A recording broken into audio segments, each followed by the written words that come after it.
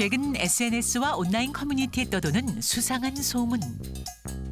대수롭지 않게 여겼던 눈 흰자의 붉은 점이 소문의 주인공이었는데요. 그런데 흰자 속 붉은 점이 숨은 건강의 적신호라고요? 바로 고혈압의 전조 증상으로 붉은 점을 의심해야 된다는데요. 과연 단 하나의 점만으로 혈압 문제를 알아낼 수 있을까요? 눈에 가끔 빨간 점이 생기는데 고혈압의 신호인가요? 눈 흰자에 빨간 점이 사라지지 않으면 무슨 문제일까요? 정말 눈 속 붉은 점만으로도 고혈압을 판단할 수 있을지 지금 스튜디오에서 팩트 체크 해봅니다. 네, 단도직이 팩트 체크 해보겠습니다. 눈에 자꾸 생기는 붉은 점, 이거 고혈압의 신호일까요? 네, 정답은 X입니다. 네. 일반적으로요, 혈관은 손상이 되어도 눈에 잘 보이지는 않습니다. 왜냐하면 안쪽에 있는 혈관이 망가지기 때문이고요. 그다음에 만약에 고혈압 때문에 눈이 망가진다 그러면요, 각막이 아니라 밖에 있는 안에 안쪽에 깊숙하게 들어가 있는 망막 혈관이 손상되는 경우도 많기 때문에 이렇게 겉으로 드러나지 않는 경우들이 많습니다.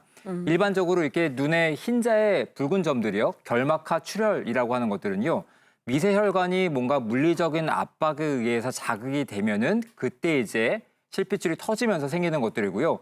이를테면은 뭐 환절기 때 눈을 비비거나 알게 모르게, 그다음에 재채기를 심하게 하거나 이런 압력의 변화가 생기면은 하나씩 터지게 되는 경우들이 있습니다.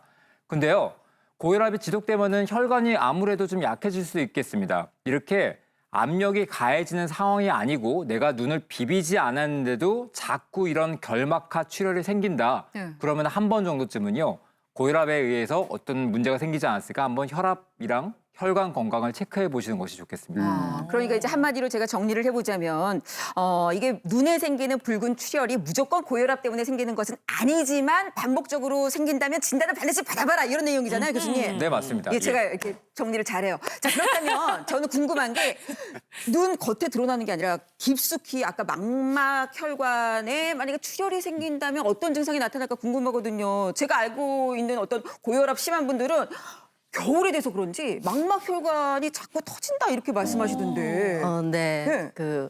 그럴 수 있겠습니다. 그래요? 딱 고혈압이 아니라 눈이나 이 뇌로 가는 혈관에 동맥경화가 좀 있는 경우에 그런 게 생길 수 있는데 어떤 증상을 보일 때 고민해야 되느냐 하면 눈이 갑자기 어두워지거나 시력이 갑자기 떨어지거나 커튼으로 딱 친 것 같이 달라진다.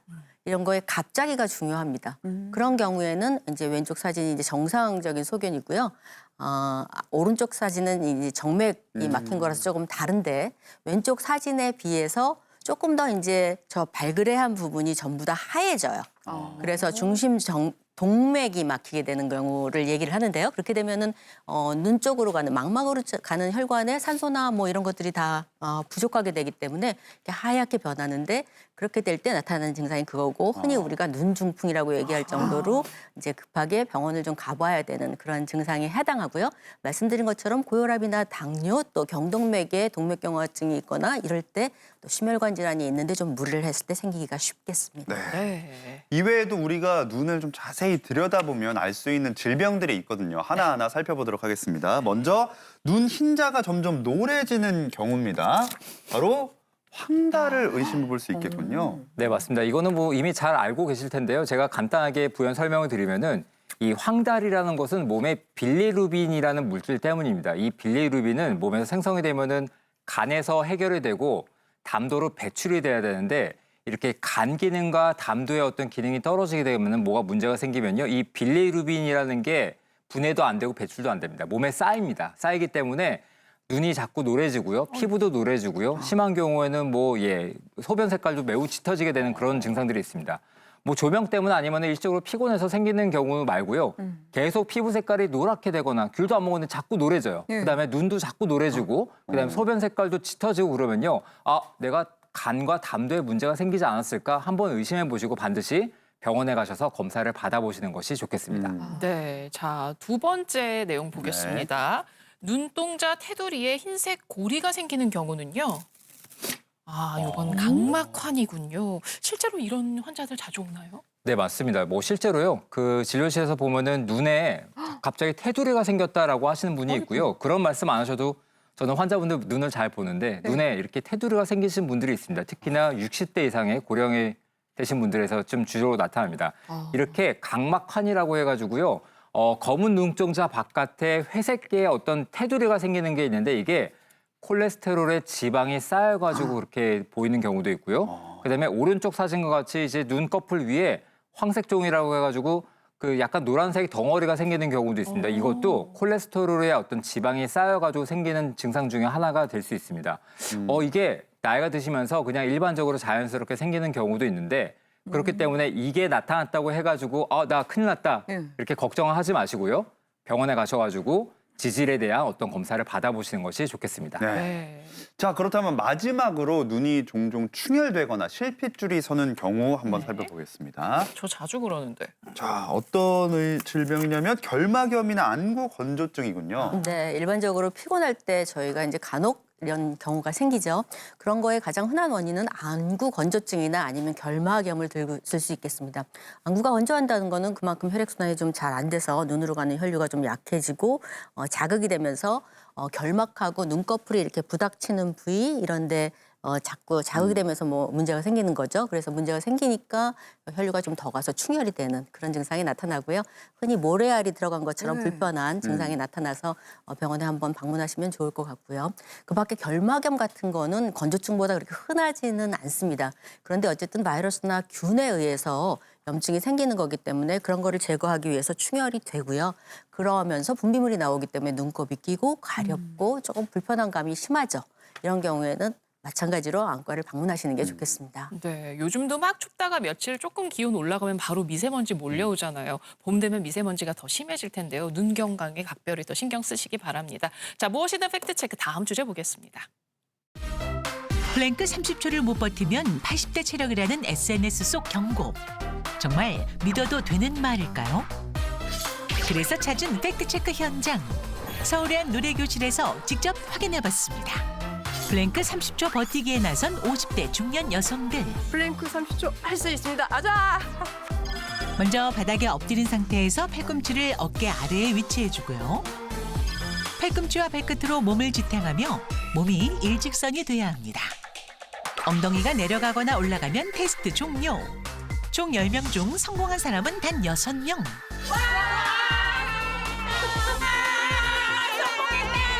30초 거뜬할 줄 알았더니 생각보다 힘드네요. 30초가 이렇게 길 줄 몰랐네요. 정말 플랭크 30초를 못 버티면 80대의 체력일까요? 지금 팩트 체크해봅니다. 자, 여러분 일단 플랭크 동작이 뭔지 정확히 저희가 사진으로 보여드리겠습니다. 자, 바로 이런 동작인데요. 이걸 30초 이상 못하면 80대 체력이다. 아까 영상에서 50대 10분 중에 4분이 30초 이상 못했거든요. 자, 우리 김소리 아나운서는 과연 30초를 버틸 수 있을 것인지. 아니 이게 30초가 운동으로 어떤 동작을 버티는 걸 해보면 되게 긴 시간이더라고요. 그래서 제가 플랭크를 해본 적은 있지만 시간을 재면서 해본 적은 없기 때문에 말이 약간 길어지고 있네요. 자신이 좀 없기는 해요. 아니, OX 제대로 여쭤봐야겠어요. 진짜 30초 못 버티면 80대 체력이에요? 네, 정답은 네, 5입니다. 네, 왜냐하면 플랭크 운동이 우리 몸에서 척추를 지지하는 코어 머슬들이 강한지 안 강한지를 확인할 수 있는 제일 중요한 방법 중에 하나거든요. 그래서 20, 30대의 경우에는 남녀 구분 없이 한 1분 정도 버텨야 되고요. 40, 50대가 되면 45초 이상, 60, 70대가 되면 30초 이상 버텨야 되고요. 30초 이상 못 버티신다고 하면 지팡이 짚어야 되는 80대의 코어를 내가 가지고 있구나라고 생각하셔야 되겠습니다. 하지만 너무 걱정하실 필요가 없는 게 오늘 내가 10초밖에 안 됐다고 하면 내일은 15초, 그다음 날은 20초 이런 식으로 조금씩 하면 또 늘어납니다, 그게. 그래요. 네, 그래서 너무 걱정하실 필요 없이 오늘부터 하시면 됩니다. 네. 코어 근육이 이제 중요하다 이제 다들 아셨을 텐데 왜 더 중요한지 이 사진을 보시면 알 수 있을 것 같아요. 바로 이렇게 허리 굽은 어르신들 사진인데요. 이렇게 보면 마음이 굉장히 아픕니다. 맞아요. 모든 세월을 허리로 온전히 맞은 분들이신데 진짜 저는 궁금한 게요. 나이가 들면 뭐 팔이나 다리보다도 유독 왜 허리가 이렇게 굽는 걸까요? 네.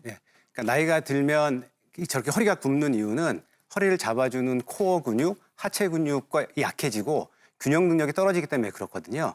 우리가 젊을 때는 허리를 이렇게 꼿꼿하게 좀 과하게 피고 다녀도 뒤로 벌러덩 넘어지진 않죠. 네. 하지만 나이가 들어서 코어 근육이나 하체 근육이 약화가 되면 이렇게 하게 되면 뒤로 넘어질 것 같습니다. 그렇기 때문에 몸의 중심을 앞으로 가져갈 수밖에 없어서 점점 이제 몸이 구부러지게 되는 아, 거죠. 저렇게요. 네, 저 사람도 이제 근육이 빠지게 되니까 네. 점점 오. 몸이 이제 웅크러지게 되는고요. 더하기 몸이 앞으로 숙이게 되면 척추뼈가 눌리게 되면서 압박골절이 생기게 됩니다. 압박골절이 되면 이제 아예 돌아올 수 없는 거죠.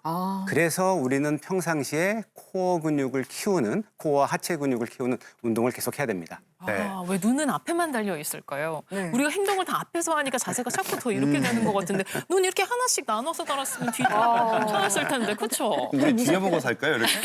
아니 근데 제가 실제로 이렇게 그 말씀 듣는 동안 옆에를 싹 봤어요. 네. 근데 교수님 세 분이 다 네. 정말 꼿꼿하게 자세를 유지하면서 이렇게 서 계신 거예요. 특히나 박민성 교수님 되게 자세 좋지 않으세요? 이 코어 근육 도대체 어디 있는 거예요? 네, 코어 근육이라 그러면은 보통 이제 한가운데 있는 근육이라고 생각하기 쉬우신데 그게 아니라 배를 둘러싸고 딱 잡아주는 근육을 얘기합니다. 첫 번째로는 복행근이라 그래서 이 복대 매실 때 있는 근육이요. 저 왼쪽에 있는 근육 있는 데시죠. 그 앞쪽은 그것이 잡아주고요. 그 뒤쪽은 다혈근이라고 해서 척추 사이사이를 연결해주는 긴 이 오른쪽에 있는 긴 근육이 되고요. 아래쪽에서 골반 저근이라 그래서 장기들이 내려앉지 않도록 잡아주는 게 있고 또 횡격막이 있어서 복강 내 압력을 좀 일정하게 유지해주는 그런 역할을 해요. 그러니까 장기를 보호하고 자세를 바르게 해서 몸이 건강할 수 있게 하는 거라서 이 근육을 잘 잡는다는 것은 단순히 근육 모양새가 아니라 몸속 건강까지 잘 관리가 된다는 걸 의미합니다.